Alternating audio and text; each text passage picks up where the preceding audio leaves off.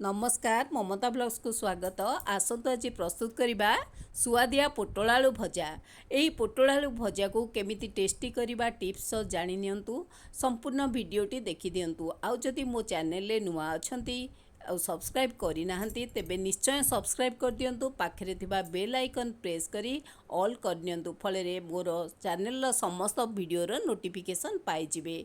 एई पोटल आलू भजा सहजरे प्रस्तुत हो जाए। जानिथिबे पोटल रे केते हेल्थ बेनिफिट अछि। विटामिन ए विटामिन सी भरपूर मात्रा थाए जहाँकि इम्यूनिटी बूस्ट करिया साहाय्य करिया सहित आमर स्किन इन्फेक्शन रोकी थाए। यह सब ब्लड सुगर लेवल को कंट्रोल करथाए, कोलेस्ट्रॉल को कंट्रोल करिया सहित आमर वेट लॉस मैनेजमेंट रे हेल्प करथाए। तेणु करी पोटल खाइबा तो निहाती दरकार। आज सेमती प्रस्तुत करबा पोटल आलू भजा जोटा कि टेस्टी केमिति करूची टिप्स सह संपूर्ण वीडियोटी देखिले निश्चय जानि नेबे। एही पोटल आलू भजा साधारणतः पांचिया लगे जहाँकि बेसी पसंद करंतिनी प्राय, किंतु आज एमिति करिबा जेमति कि समस्ते पसंद करिवे। विशेष करी पखाला हो गरम भात रुटी परोटा सबुथिरे खाइबाकू टेस्ट दबो। एही रेसिपीटी संपूर्ण जानिया पई वीडियोटी संपूर्ण देखि नियंतु। आसंतु डेरी न करिकी प्रस्तुत करिबा सुआदिया पोटल आलू भजा रेसिपीटी।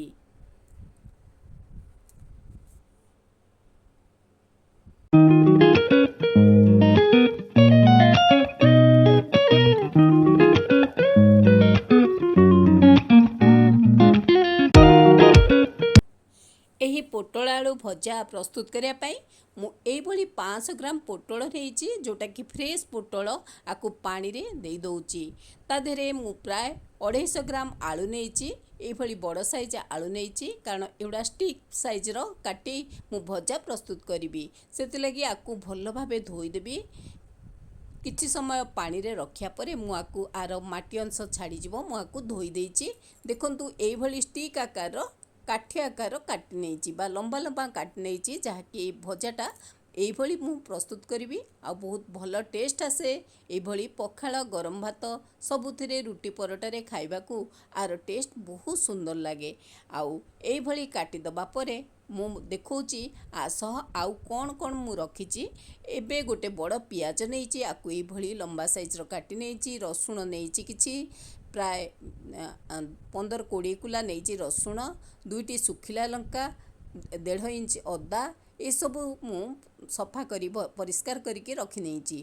तापरे देखंतु मु पानी दे दउची। पानी रे किछि हळदी हाफ चामच, लूण हाफ चामच देकी क्वांटिटी अनुसार लूण देबा देकी मु ताकू गरम करिया को छाड़ दउची। पानीटा टिके गरम हैला परे आमे ता धेरे पोटल आलू को देई दबा। एबे पानी गरम हो गलानी देखुथिबे मु वर्तमान जो पोटल आलू काटिकी रखीतिली भल भाबे धोईकी रखीतिली ताकू मु देई दउची। टिके एपट सेपट करि नबा पानी रे ए आलू पोटल को ए भली गोळेई देई मु आकू कवर करी छाड़ी देबी किछि समय पई। अति सहजरे अति शीघ्र ए भजाटी प्रस्तुत हो जाए। वर्तमान कभर करिकिरे मु किछि समय छाड़ी देबी ए पोटल आलू जहाँकि शीघ्र एटा सिझी जिवो।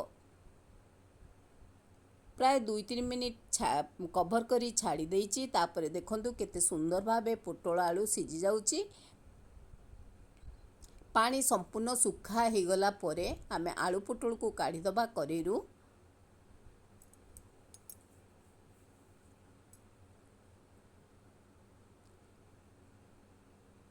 विशेष करी पखाल हो गरम भात रे ए भजाटी बहुत भल लगे। देखंतु एबे पोटल आलू पूरा पानी सोक करी गलानी। वर्तमान मु करेरु काढी नेबी। आउ सेई करेई रे ही किछि तेल देई देबी। चाहिले मस्टर्ड ऑयल यूज कर परिबे। मु साधारण कुकिंग ऑयल व्यवहार करची आउ बा रिफाइन तेल रे व्यवहार करची। प्राय 2-3 चामच दउची। एबे जीरा 2टी सुखिला लंका देई दउची आ फुटिबा को छाड़ी दबा।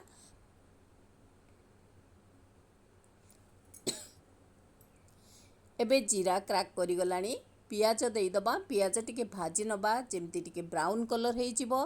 तापरे जो अदा रसुण नेइथिली मु ताकू टिके बाटी देइची बा पेस्ट बनै देइची ताकू आधेरे देई दबा। एई भली भजा कले आर टेस्टटा बहुत सुंदर आसे। मु अदा रसुण को बाटी देइछि। पियाज टिके ब्राउन कलर ହେଲା ପରେ ହିଁ ମୁଁ ଅଦା ରସୁଣ ପେଷ୍ଟଟା ଦେଇଦେବି। ଏବେ ଦେଇ ଦେଉଛି ଅଦା ରସୁଣ ପେଷ୍ଟଟା ଆଧିରେ ଭାଜି ନେବା।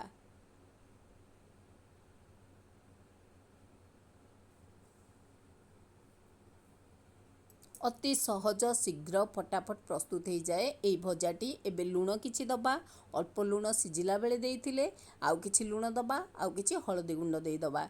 ତାପରେ ଆକୁ ଟିକେ ଭାଜି ନେବା।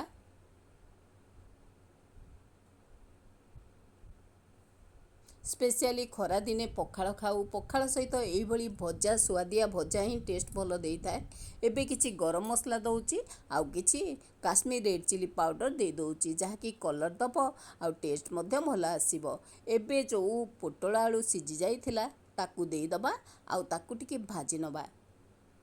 ଦେଖନ୍ତୁ କେତେ ସୁନ୍ଦର ଭାବେ ଭାଜି ଦେଉଛି। ଆଉ ତାକୁ କିଛି ସମୟ ପାଇଁ ଆମେ ଭାଜିବା, ଖାଲି ଏମିତି ଭାଜିବାନି, ଯେମିତି ଟିକେ କଡ଼କଡ଼ିଆ ହେଇଯିବ ବା ଡ୍ରାଏ ହେଇଯିବ, ସେ ଯାଏଁ ଆମେ ତାକୁ ଭାଜୁଥିବା। ଅତି ଶୀଘ୍ର ପ୍ରସ୍ତୁତ ହେଇଯିବ। ଆକୁ ମଧ୍ୟ ମୁଁ କିଛି ସମୟ କଭର କରି ଛାଡ଼ି ନେବି, ଯାହାକି ପୋଟଳ ଆଳୁ ବହୁତ ସୁନ୍ଦର ଭାବେ ଭାଜି ହେଇଯିବ ଆଉ ଗୋଟେ ସୁନ୍ଦର ଫ୍ଲେଭର ଆସେ ଭଜାର। ଦେଖନ୍ତୁ କେତେ ସୁନ୍ଦର ଭାବେ ଭାଜି ହେଇଯାଇଛି, କରେଇରୁ ଛାଡ଼ି ଯାଇଛି ପୁରା। ଜାଣିବେ ଯେ ଆମର ପୋଟଳ ଆଳୁଟା ସମ୍ପୂର୍ଣ୍ଣ ଭାବେ ଭାଜି ହେଇଗଲା। ଯେତେବେଳେ କରେଇରୁ ଛାଡ଼ି ଆସିବ ଜାଣିବେ ଏଇଟା ସୁନ୍ଦର ଭାବେ ଭାଜି ହେଇଗଲା। ଆର ପାଣି ଅଂଶ ମଧ୍ୟ ଶୁଖା ଶୁଖା ହେଇଯିବ ଆଉ ଖାଇବାକୁ ବେଶ ଟେଷ୍ଟ ଲାଗିବ। ଏବେ ଦେଖନ୍ତୁ କେତେ ସୁନ୍ଦର ଭାବେ ପ୍ରସ୍ତୁତ ହେଇଗଲା। ବହୁତ ସୁନ୍ଦର ଫ୍ଲେଭର, ଆର ଟେଷ୍ଟ ମଧ୍ୟ ବହୁତ ଭଲ ଆସିବ। ଏବେ ଆମେ ପ୍ଲେଟିଂ କରିନେବା। କେତେ ସହଜରେ କେତେ ଶୀଘ୍ର এই ରେସିପିଟି ପ୍ରସ୍ତୁତ ହେଇଗଲା। ସୁଆଦିଆ ପୋଟଳ ଆଳୁ ଭଜା, ଯାହାକି ଗରମ ଭାତ ହେଉ, ପଖାଳ ହେଉ, ରୁଟି, ପରଟା ସବୁଥିରେ ହିଁ ଖାଇବାକୁ ବହୁତ ଭଲ ଲାଗିବ। ସମସ୍ତେ ପୋଟଳ ନ ଖାଉଥିବା ବ୍ୟକ୍ତି ମଧ୍ୟ ଏହି ପୋଟଳ ଆଳୁ ଭଜା ନିଶ୍ଚୟ ପସନ୍ଦ କରିବେ। ଟ୍ରାଏ କରନ୍ତୁ, ଘରେ ମଧ୍ୟ ଏଇଭଳି ପୋଟଳ ଆଳୁ ଭଜା କରନ୍ତୁ। ପଖାଳ ହେଉ, ଗରମ ଭାତ ହେଉ, ରୁଟି, ପରଟା ସହିତ ଟେଷ୍ଟ ନିଅନ୍ତୁ, ବେଶ ଭଲ ଲାଗିବ। ଏବେ ଆମର ସମ୍ପୂର୍ଣ୍ଣ ଭାବେ ପ୍ରସ୍ତୁତ ହେଇଗଲା এই ରେସିପିଟି। ଭିଡ଼ିଓଟିକି ସମ୍ପୂର୍ଣ୍ଣ ଦେଖିଥିବେ ଯଦି, ତାହେଲେ ପସନ୍ଦ ଆସିଥିଲେ ନିଶ୍ଚୟ ଲାଇକ୍ଟିଏ କରନ୍ତୁ, ଆଉ କମେଣ୍ଟ କରନ୍ତୁ, ସେୟାର ସବସ୍କ୍ରାଇବ୍ କରିବାକୁ କେବେ ବି ଭୁଲିବେନି। ଏଭଳି ରେସିପି ଦେଖିବାକୁ ମୋ ଚ୍ୟାନେଲରେ ନିଶ୍ଚୟ ଭଲ ଭଲ ରେସିପି ଆସୁଛି, ଆପଣ ନିଶ୍ଚୟ ଟ୍ରାଏ କରନ୍ତୁ। ଆଉ ପୋଟଳର ବିଭିନ୍ନ ପ୍ରକାର ରେସିପି ମୋ ଚ୍ୟାନେଲରେ ମୁଁ ଭିଡ଼ିଓ ଅପଲୋଡ଼ କରିଛି, ସେ ତାକୁ ମଧ୍ୟ ଦେଖନ୍ତୁ କେମିତି ମୁଁ ପୋଟଳର କିଭଳି ରେସିପି ଦେଇଛି। ଦେଖନ୍ତୁ ଆଜି ଫଟାଫଟ ଅତି ଶୀଘ୍ର ସହଜରେ ଆମର ଟେଷ୍ଟି ରେସିପିଟି ପ୍ରସ୍ତୁତ ହେଇଗଲା, ସୁଆଦିଆ ପୋଟଳ ଆଳୁ ଭଜା।